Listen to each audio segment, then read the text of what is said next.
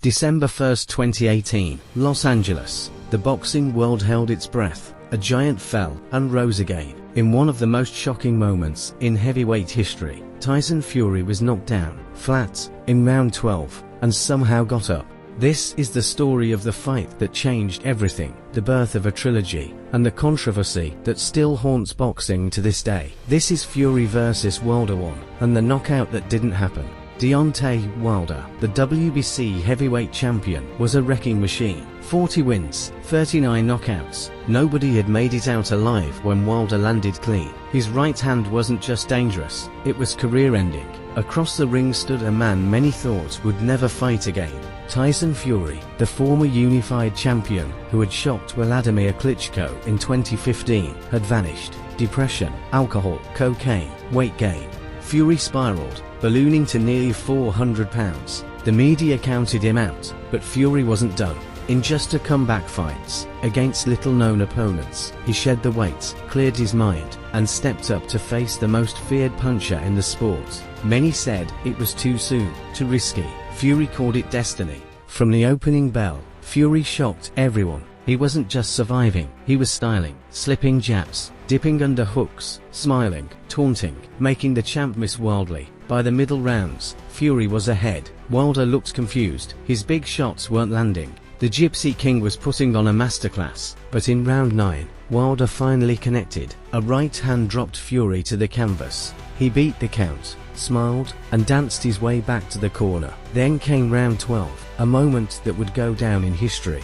A vicious 1-2 from Wilder. Fury went down, hard, flat on his back, eyes still, arms stretched. Wilder turned to celebrate. The crowd roared. It looked over. But then, something unbelievable happened. At the count of 6, Fury's eyes opened. At 7, he rolled over. At 9, he stood up as steady, and looked the referee in the eye.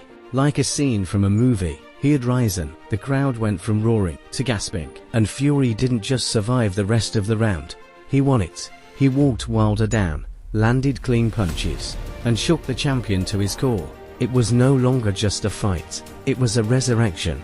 But the knockdown wasn't just dramatic, it was controversial. Critics claimed the referee gave Fury a long count, that it lasted more than 10 seconds, that Wilder had been robbed of a knockout. But here's the truth, according to the rules, the count begins once the opponent is in a neutral corner, not the moment the fighter hits the floor.